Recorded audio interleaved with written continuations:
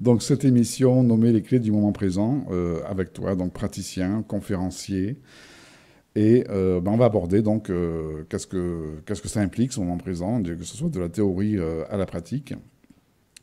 Et avant tout, Pascal, tiens, comment tu en es venu à ce moment présent, ton parcours à ce niveau-là? Parce que pour l'apprécier, je pense qu'il faut avoir déjà parcouru, je dirais, l'inverse. Oui, effectivement. Ce sont les brochures que nous distribuons pour notre pour un parcours d'intégration de l'auto-accompagnement en pleine présence. Le titre, c'est Fatigué de combattre, point d'interrogation. Et je dis souvent que je suis un ancien combattant. Donc en fait, pendant des années, j'ai essayé de contrôler les circonstances de ma vie, de me battre pour qu'elles correspondent à ce que je voulais qu'elles soient dans le futur. Donc en fait, j'étais dans une recherche de sérénité, de paix intérieure. Et en fait, j'ai vécu beaucoup de stress, de tension intérieure à vouloir influencer les circonstances de ma vie pour qu'elles soient autrement que comme elles sont. Donc, essayer de contrôler les gens autour de moi, les circonstances, et je me suis épuisé à ce jeu-là. Et puis, quand j'ai rencontré Eckhart Tolle au travers de son livre Le pouvoir du moment présent, il a dit une phrase dans ce livre qui est une invitation en fait à être présent à peu importe ce que la vie met sur notre chemin, de manière à ce que notre état intérieur ne dépend plus des circonstances. Et donc, j'ai découvert un raccourci vers la sérénité, vers la paix, plutôt que d'essayer que tout soit en paix autour de moi ou comme je le souhaite. J'apprends à accueillir ce qui en moi n'est pas en paix face aux circonstances telles qu'elles sont. Parce qu'en fait, le moment présent est toujours paisible.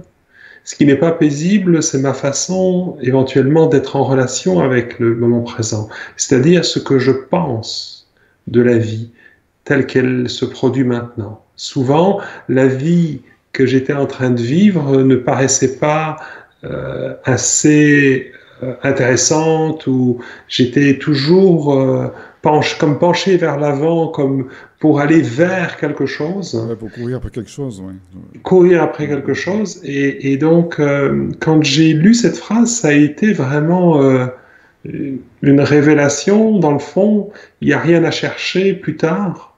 Parce que vouloir être présent ou vouloir être en paix, vouloir être serein, c'est un projet futur. Alors que le seul endroit où on peut goûter à cette paix, à cette sérénité, c'est effectivement dans l'instant présent. Donc il y a un grand paradoxe là. Oui, c'est pratiquement, ce que tu as fait, c'est pratiquement un changement de paradigme, hein. C'est un changement de paradigme, on dirait intérieur. Complet, oui. On- Oui, Dans le complet. sens où il y a beaucoup de personnes, justement, et ça c'était mon cas aussi, le cas de pas mal de personnes qui passent leur journée à penser toujours à ce qu'a été la veille et de penser ce que sera le lendemain. Et ne pas être dans le moment présent, moi je l'ai remarqué dans mon expérience, toujours être inattentif et étourdi, tu vois, à oublier les choses. Complètement. Mais c'est être C'est un symptôme, déconnecté hein. de la vie, en fait. Mm. Hein, être déconnecté de l'instant présent, c'est être déconnecté de la vie elle-même. Les gens parfois demandent, tiens, à quoi ça sert de vivre le moment présent? Pour moi, ça résonne comme si on me demandait à quoi ça sert de vivre, à quoi ça sert de se sentir vivant, à quoi ça sert d'expérimenter la vie. Hein, donc, c'est quand on est déconnecté de l'instant présent, on est déconnecté du vivant, on est déconnecté de la vie, on est dans une espèce de vie virtuelle que Oui, Gartelet appelle l'histoire de moi, qui se passe sur un fil du temps entre effectivement qu'est-ce que j'ai déjà réalisé, qu'est-ce qui me reste à faire pour aller là où je veux aller, et le jour où, hein, je ne sais pas si vous connaissez ça, j'avais beaucoup moi des jours où. Le jour où j'aurai suffisamment d'argent, le jour où j'aurai développé enfin des affaires parce que j'étais entrepreneur, le jour où j'aurai rencontré la bonne compagne, le jour où j'aurai enfin la maison qui me convient, et ainsi de suite.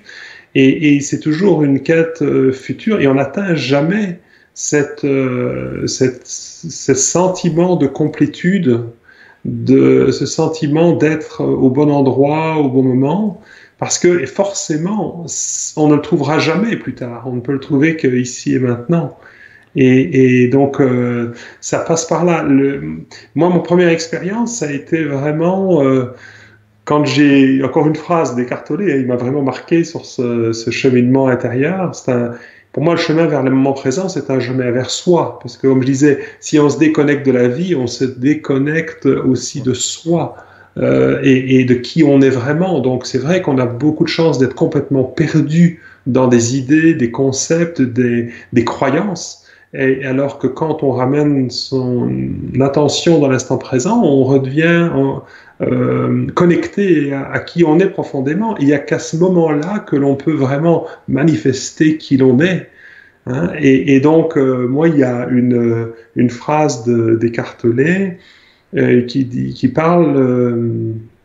il parlait dans un même chapitre, en fait, du temps psychologique, celui dont on parle depuis tout à l'heure, hein, entre le passé et le futur, et sur lequel on danse constamment. Voilà, où on est un petit peu en pilotage automatique. Hein, exactement. Exactement. Et puis, on est éparpillé, puisqu'on n'est pas ici, on est entre le passé et le futur.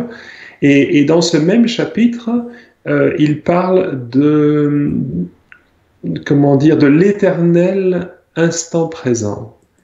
Et c'est amusant parce que cette idée d'éternel instant présent a résonné pour moi un peu comme un koan zen, c'est-à-dire quelque chose qu'on ne peut pas conceptualiser mentalement. Éternel et instant présent semblent mentalement contraires. L'éternité, c'est long, longtemps, comme on dit au Québec, et l'instant présent, ça a l'air d'être l'opposé. Et en même temps, quand j'ai arrêté d'essayer de comprendre, je me suis rendu compte, enfin cette phrase m'a en fait amené à vraiment goûter à ça, c'est-à-dire à cet éternel instant présent, le fait que tout se produit toujours. Maintenant, rien n'existe en dehors de maintenant et éternellement, ça se passe comme ça. Et donc, tout ce que j'ai vécu dans le passé, je l'ai vécu maintenant. Ce que je vis maintenant, même si je ressasse le passé ou que je projette dans le futur, ça se vit maintenant. Et le futur hypothétique que je projette, si je le vis, ce sera encore maintenant. Et donc, on n'en sort pas. Hein. Essayer d'être présent, c'est comme essayer de s'asseoir quand on est déjà assis. Être présent, c'est réaliser qu'on est déjà là, en fait. Et pour moi, la clé, c'est de passer du rythme du mental au corps, c'est-à-dire à ce qui est vraiment vivant. Ce sont des pratiques très, très simples qui permettent de s'ancrer, de sentir qu'on est là un petit peu comme si dans un rêve on se pinçait là pour dire est-ce que je suis bien en train de rêver ou est-ce que je suis bien là. Le fait de se sentir son corps, de se toucher, de sentir le contact des pieds sur le sol, de sentir le fait qu'on est assis sur une chaise, de sentir les vêtements sur la peau, des choses extrêmement simples comme ça, eh bien nous permet de nous retrouver effectivement en synchronisation avec l'instant présent.